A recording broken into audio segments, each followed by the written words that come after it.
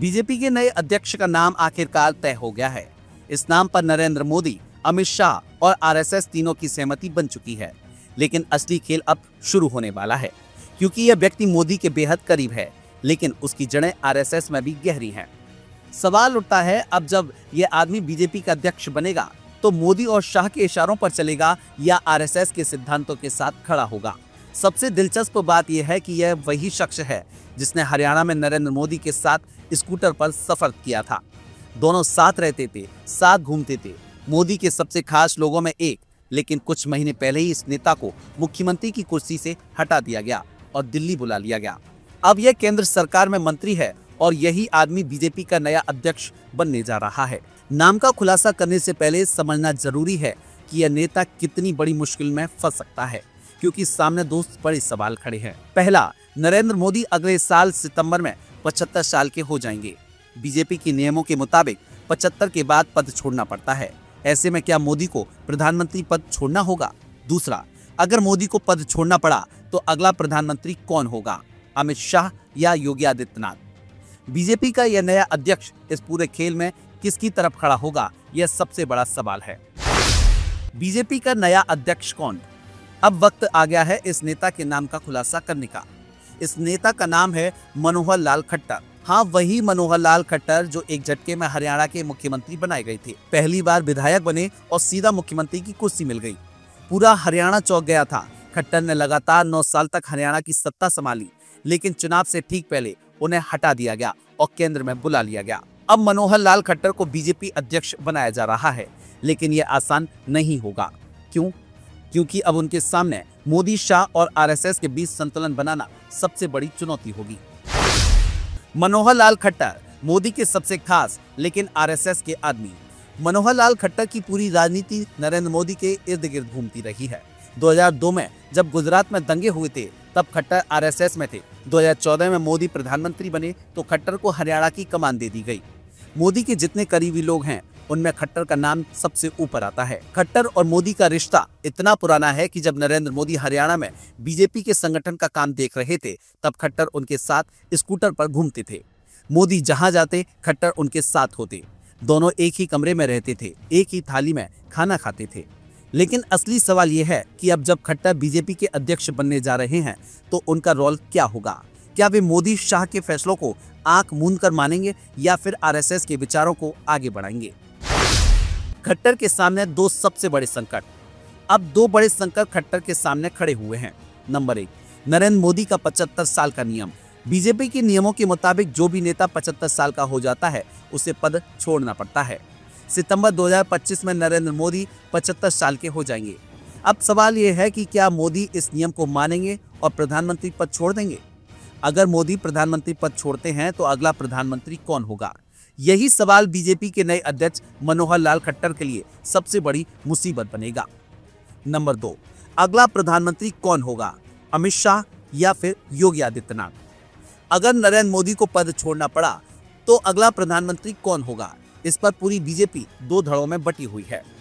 पहले, अमित शाह गुट। अमित शाह प्रधानमंत्री बनना चाहते हैं, उन्हें मोदी का सबसे भरोसेमंद माना जाता है। नंबर 2, योगी आदित्यनाथ गुट। योगी के समर्थक चाहते हैं कि वे प्रधानमंत्री बने। अब खट्टर को तय करना होगा कि वे किसके साथ खड़े होंगे। खट्टर किसका साथ देंगे, योगी या अमित शाह? अगर मोदी प्रधानमंत्री पद छोड़ते हैं तो मनोहर लाल खट्टर किसका समर्थन करेंगे? अब तक की जानकारी के मुताबिक खट्टर पूरी तरह से अमित शाह के साथ हैं। योगी आदित्यनाथ को बीजेपी के कुछ पुराने नेता और आरएसएस का एक बड़ा धड़ा समर्थन करता है, लेकिन खट्टर का झुकाव पूरी तरह अमित शाह की तरफ है। अगर मोदी पद नहीं छोड़ते तो खट्टर की भूमिका क्या होगी? एक और बड़ा सवाल है, अगर नरेंद्र मोदी 75 साल के होने के बावजूद प्रधानमंत्री पद नहीं छोड़ते तो इस पूरे खेल में मनोहर लाल खट्टर की क्या भूमिका होगी? खट्टर को बीजेपी अध्यक्ष बनाने का एक बड़ा कारण यही है कि वे मोदी के सबसे वफादार नेताओं में से एक हैं। अगर मोदी पद नहीं छोड़ते तो खट्टर उनके लिए माहौल तैयार करेंगे और पार्टी को इस फैसले के लिए तैयार करेंगे। खट्टर की रणनीति क्या होगी? अगर मोदी प्रधानमंत्री बने रहते हैं तो खट्टर को इन चीजों का फोकस करना होगा। पार्टी को एकजुट रखना, अमित शाह और योगी आदित्यनाथ के बीच मतभेद को संभालना, 2029 के चुनाव की तैयारी। अगर मोदी 2029 तक प्रधानमंत्री बने रहते हैं तो खट्टर को पार्टी को उस दिशा में ले जाना होगा। आरएसएस को संभालना।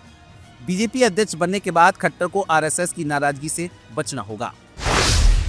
बीजेपी का नया चेहरा, लेकिन असली ताकत किसके साथ में? मनोहर लाल खट्टर का बीजेपी अध्यक्ष बनना सिर्फ एक औपचारिकता नहीं है, यह 2025 और 2029 के चुनावों की सबसे बड़ी रणनीति का हिस्सा है। अगर मोदी 75 साल के होने के बाद भी पद पर बने रहते हैं तो खट्टर उनके समर्थन में माहौल बनाएंगे। अगर मोदी पद छोड़ते हैं तो खट्टर पूरी तरह से अमित शाह के साथ खड़े होंगे। योगी आदित्यनाथ और आरएसएस की क्या भूमिका होगी, यह देखना दिलचस्प होगा। अब सबसे बड़ा सवाल आपसे, क्या खट्टर मोदी के वफादार ही रहेंगे या फिर एक नया खेल खेलेंगे? खट्टर के सामने दो सबसे बड़े संकट। अब दो बड़े संकट खट्टर के सामने खड़े हुए हैं। नंबर 1, नरेंद्र मोदी का 75 साल का नियम। बीजेपी के नियमों के मुताबिक जो भी नेता 75 साल का हो जाता है उसे पद छोड़ना पड़ता है। सितंबर 2025 में नरेंद्र मोदी 75 साल के हो जाएंगे। अब सवाल यह है कि क्या मोदी इस नियम को मानेंगे और प्रधानमंत्री पद छोड़ देंगे? अगर मोदी प्रधानमंत्री पद छोड़ते हैं तो अगला प्रधानमंत्री कौन होगा? यही सवाल बीजेपी के नए अध्यक्ष मनोहर लाल खट्टर के लिए सबसे बड़ी मुसीबत बनेगा। नंबर 2, अगला प्रधानमंत्री कौन होगा? अमित शाह या फिर योगी आदित्यनाथ? अगर नरेंद्र मोदी को पद छोड़ना पड़ा तो अगला प्रधानमंत्री कौन होगा? इस पर पूरी बीजेपी दो धड़ों में बटी हुई है। पहली, अमित शाह गुट। अमित शाह प्रधानमंत्री बनना चाहते हैं, उन्हें मोदी का सबसे भरोसेमंद माना जाता है। नंबर 2, योगी आदित्यनाथ गुट। योगी के समर्थक चाहते हैं कि वे प्रधानमंत्री बने। अब खट्टर को तय करना होगा कि वे किसके साथ खड़े होंगे। बीजेपी का नया अध्यक्ष कौन? अब वक्त आ गया है इस नेता के नाम का खुलासा करने का। इस नेता का नाम है मनोहर लाल खट्टर। हाँ, वही मनोहर लाल खट्टर जो एक झटके में हरियाणा के मुख्यमंत्री बनाए गए थे। पहली बार विधायक बने और सीधा मुख्यमंत्री की कुर्सी मिल गई।